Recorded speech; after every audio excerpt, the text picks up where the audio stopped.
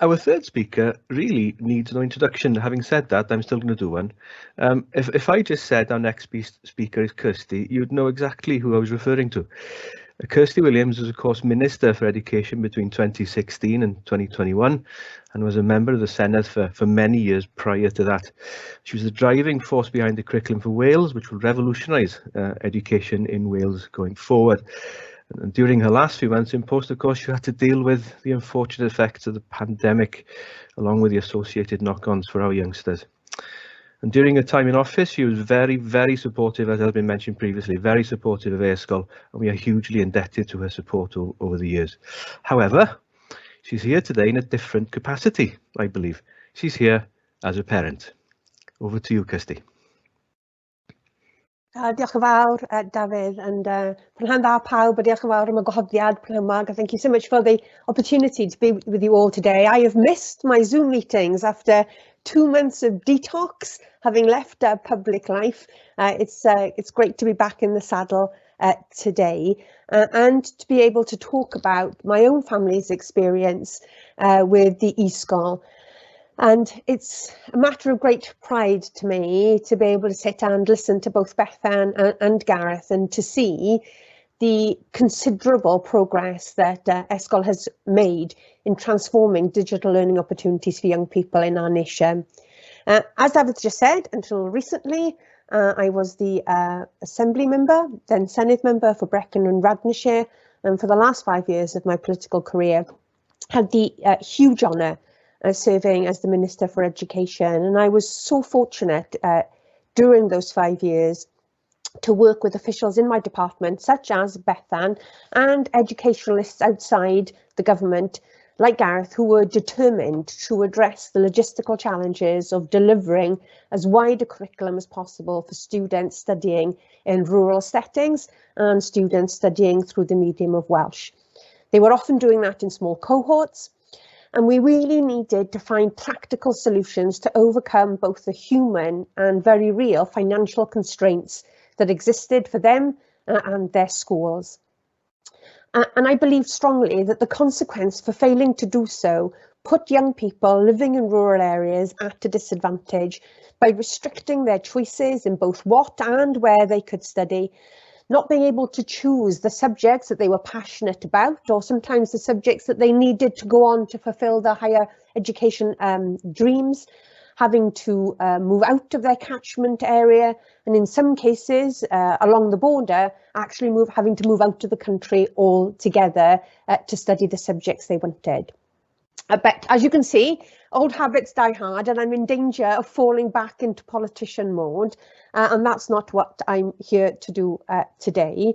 I am here to talk about my own personal and my family's experience over the last couple of years in Welsh education. So to set the setting, I have 3 daughters who are currently 19, 17 and 15. When my children were born, my husband had 2 wishes for them. 2 things that he had never been able to achieve in his life. He wanted his girls to be able to play the piano and to speak Welsh. Well, we have failed miserably on the piano front. None of them can do that.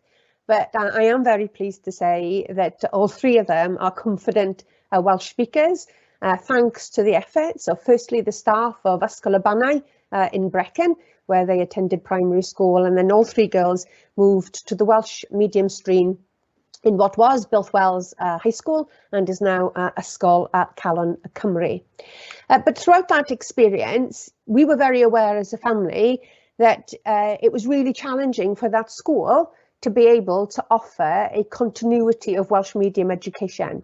So, for instance, through no fault of the school, during my eldest daughter's year 11, the only Welsh medium maths teacher that was available to the school moved to another position, and the school was unable to recruit a replacement Welsh medium maths teacher. And can you imagine, for a child that has done all of their education, their maths education through the medium of Welsh, suddenly in the middle of that crucial year 11 to find themselves now having to learn through the medium of English? And that just shows sometimes the real challenges of being able to recruit the staff with the necessary skills. Now, e-sgol isn't the sole answer to that. There are lots of other policy initiatives, but it does show, some of the real practical challenges schools and children can face in their learning. Now, in my experience, the children of politicians go one of two ways. Firstly, they either loathe it, absolutely hate it, and I'm even aware of some politicians' children who have changed their last names, their surnames, to avoid being readily identified with their parents. And then there's the other way. They absolutely love it. And unfortunately for me, my eldest daughter, perhaps inevitably, having grown up in the environment that she did, wanted to take politics at A-level. But unfortunately for her, there was literally nowhere in South Powys where she could take that qualification, nowhere at all.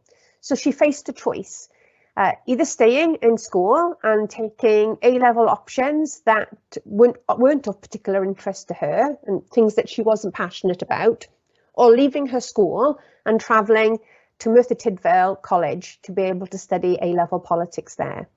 Now, from a logistical point of view, the half an hour, 35-minute journey was no greater than what she was already doing to travel to her high school.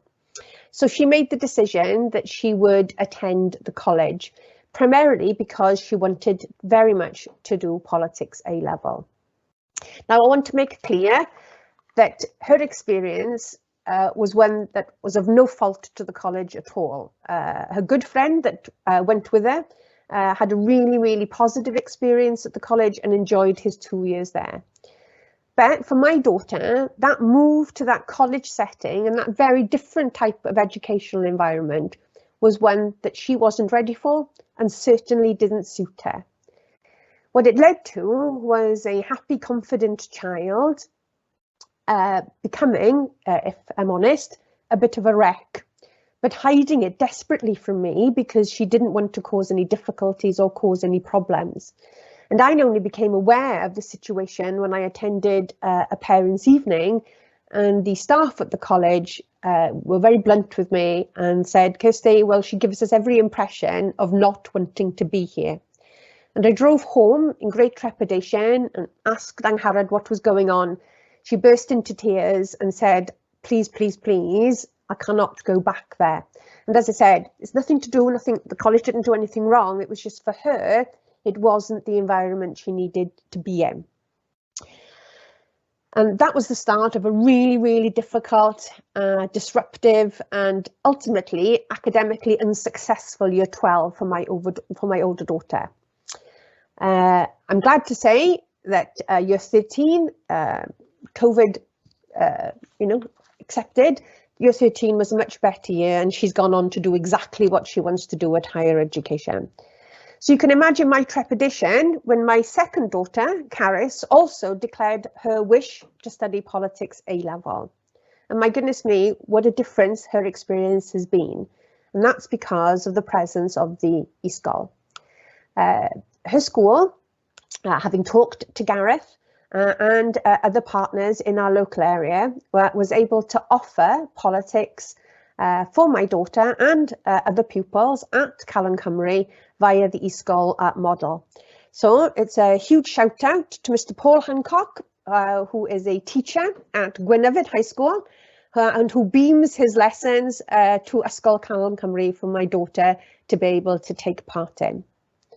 It has allowed Caris to pursue her academic interests, a subject which she feels very strongly about.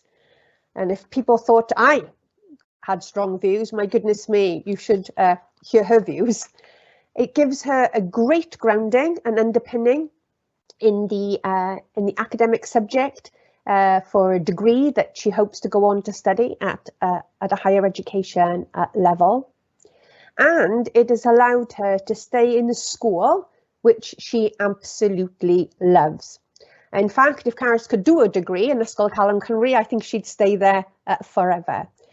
And the outcome of that has been a really, really happy academic year for Caris, despite all the challenges of COVID-19. Indeed, when unfortunately schools had to close for in-person learning in January, it really wasn't an issue for the e-sgol class because she'd been learning remotely from the very beginning. The pedagogy, the lesson plans were all there ready to go for her. It's gone really, really smoothly. She doesn't feel, and I've double checked before speaking this afternoon, that she's in any way disadvantaged by not being physically in the classroom with Mr. Hancock. She doesn't feel that her educational experience is any different to the 2 other A-levels she sits in person at school.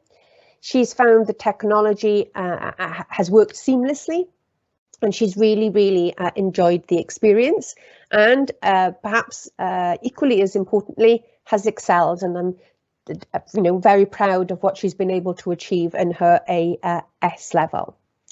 Have there been some issues? Well, there have been a few teething trouble. It would be, I think, although I'm massively enthusiastic about e-sgol, I think, there's always things that we can do slightly better. So I think one of the things that we had to get used to as parents is that the schools operate in slightly different ways in terms of the information that they supply to parents. So you'd get progress reports perhaps at different times on different subjects. And Karis did fall through the net when it came to parents' evening, but that was quickly rectified with an email to school, who quickly made arrangements with Cynhadledd School for me to be able to speak with her politics tutors. So apart from some small, logistical issues around the edges in terms of information to parents, it's been a really, really positive experience for my family, and where I would wholeheartedly want to reassure future parents and future students of the ability of this mode of learning, which we've all had to get used to in the last 18 months. And I'm hoping that will make sure that will make parents perhaps less apprehensive going forward in choosing these models for their children. But it has been a really, really positive experience for my daughter. So to conclude, David, I just want to say a massive thank you to everybody at e-sgol for allowing my daughter the opportunity to pursue her A-level in politics via this method. I'm particularly grateful for all the hard work of Gareth, who has been absolutely tremendous in his passion, his tenacity, and his evangelism for this new learning model. And David, I wish you well in taking over the reins. What started off as a project, I think, to tackle logistical disadvantage, I think actually, as we're learning, it can be so much more. We don't have to have it as a service simply for Welsh medium learning or even for rural learning. I think the e-sgol model has something to offer every pupil in Wales. And I'm delighted and proud to have played a small part in it. But more importantly, I'm a very grateful parent for the opportunities that it's afforded my daughter. And if she was here herself, I know that she would want to say a massive diolch yn fawr.